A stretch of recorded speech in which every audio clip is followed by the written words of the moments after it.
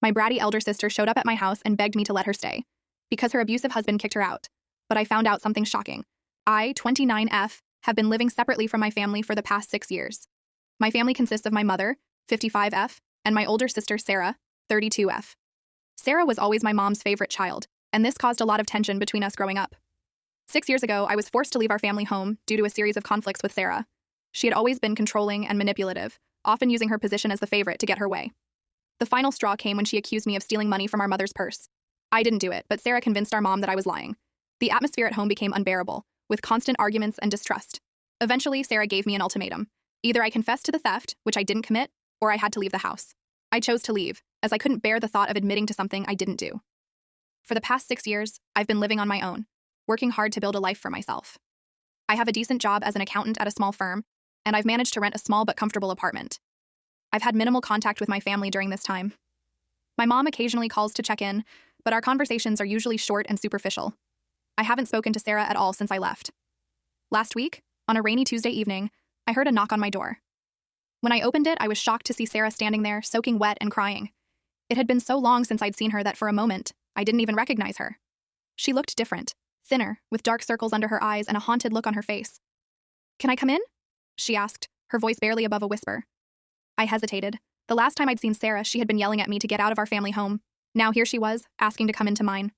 It felt surreal. After a moment, I stepped aside and let her in. Sarah stumbled into my apartment, leaving wet footprints on the floor. She collapsed onto my couch, still crying. I stood there awkwardly, not sure what to do. Part of me wanted to comfort her, but another part was still angry about the past. "What's going on, Sarah?" I finally asked. Between sobs, Sarah managed to explain that her husband had kicked her out. I was surprised to hear this. I knew she had gotten married about 3 years ago, but I hadn't been invited to the wedding and didn't know much about her husband. He's been abusive," Sarah choked out. "It's been getting worse and worse. Tonight, he just lost it. He threw me out and said if I came back, he'd kill me." I felt a mix of emotions hearing this. On one hand, I was horrified that Sarah had been going through this. No one deserves to be in an abusive relationship. On the other hand, I couldn't help but feel a twinge of anger. Where was this vulnerability and honesty 6 years ago when she was accusing me of theft? "Why didn't you go to Mom's house?" I asked. Our mother's place was closer to where Sarah lived with her husband, and I knew Mom would welcome Sarah with open arms. Sarah looked up at me, her eyes red and puffy. I didn't want to worry her," she said. "She doesn't know about the abuse. I've been hiding it from her. I didn't want her to know I'd been kicked out." I felt conflicted. Part of me wanted to help Sarah, to be the bigger person and put our past behind us. But another part of me was screaming that this wasn't fair. Sarah had forced me out of our home, cut me off from our family, and now she expected me to take her in. "Sarah," I said slowly, "I don't know if I can help you. We haven't spoken in 6 years. You forced me to leave home, and now you show up here expecting—" "What, exactly?" Sarah's face crumpled. "I know," she whispered. "I know I have no right to ask for your help, but I didn't know where else to go. I'm scared and I'm alone, and I'm sorry for everything." I stood there, torn between my anger at the past and my concern for Sarah's current situation. I didn't know what to do. After much internal debate, I reluctantly agreed to let Sarah stay with me for a few days. She said she needed time to sort things out with a lawyer regarding her situation. I made it clear that this was temporary and that I wasn't getting involved in her personal matters. I continued with my normal routine, going to work and maintaining my own life. For 4 days, Sarah stayed in my spare room. We didn't talk much beyond necessary interactions. I could tell she wanted to discuss things more, but I kept my distance. The wounds from our past were still raw, and I wasn't ready to open up. On the 4th day after work, I was walking to my car in the office parking lot when a man approached me. He introduced himself as John, Sarah's husband. I was immediately on guard, remembering Sarah's claims of abuse. However, what John told me next left me reeling. According to John, Sarah wasn't the victim she claimed to be. He said that he had recently discovered Sarah was having an affair with his friend Tom. Apparently, Tom had been coming to their house frequently, mostly when John wasn't home. John found out about this and confronted Sarah, which led to a huge argument. He admitted to yelling at her to leave, but denied any physical abuse. John went on to explain that Sarah had filed a domestic violence case against him. He seemed desperate as he told me that the only evidence that could prove his innocence was on a flash drive that Sarah had taken with her. This drive allegedly contained security camera footage from their home showing Sarah with Tom and proving that John hadn't been abusive. I stood there, stunned. Part of me wanted to dismiss John's story outright. After all, isn't this what abusers do? They try to discredit their victims.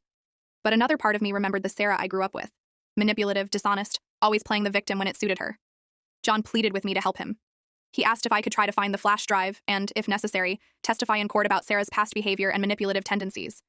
He emphasized that he wasn't asking me to lie, just to share my experiences with Sarah if it came to that. I didn't give John an answer right away.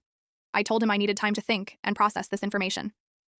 He gave me his contact details and left, looking defeated. Now I'm torn. On one hand, if John is telling the truth, then Sarah is once again manipulating people and potentially ruining an innocent man's life. On the other hand, if Sarah is telling the truth, then by helping John, I could be aiding an abuser and putting my sister in danger. I haven't confronted Sarah about this yet. Part of me wants to search for the flash drive while she's out, but I know that would be a huge violation of privacy. Another part wants to just ask her outright about John's claims, but I'm afraid of how she might react if she is lying. Update. Thank you for your advice on my last post. After much consideration, I decided to help John.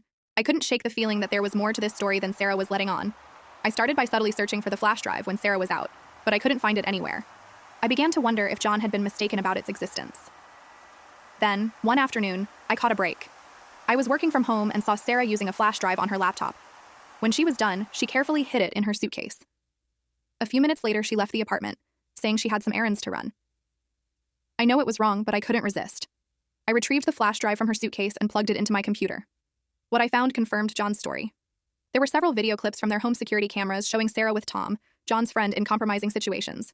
There were also recordings of arguments between Sarah and John, where she was clearly the aggressor and John was trying to de-escalate the situation.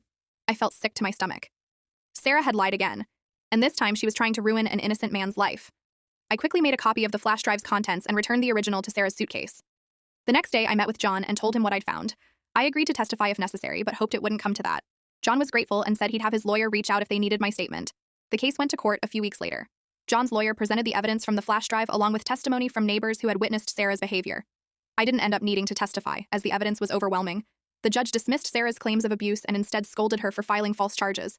I thought I'd feel relieved when the truth came out, but I was unprepared for what happened next. Sarah was furious with me. She showed up at my apartment screaming that I had betrayed her and ruined her life. She said she'd never forgive me and that I was dead to her. What shocked me even more was my mother's reaction. She called me, absolutely enraged. She criticized me for not supporting Sarah and for airing our family's dirty laundry in public. It became clear during our conversation that she had known about Sarah's affair and her plan to accuse John of abuse. She had been supporting Sarah's lies all along. I was devastated. I had always known my mother favored Sarah, but I never thought she'd go this far. It made me question every interaction I'd had with them over the years. In the aftermath, I've cut ties with both Sarah and my mother. I can't have people in my life who would lie so easily and try to destroy someone else's life to cover up their own mistakes. John reached out to thank me again. He's doing okay, all things considered. He's filed for divorce and is working on rebuilding his life.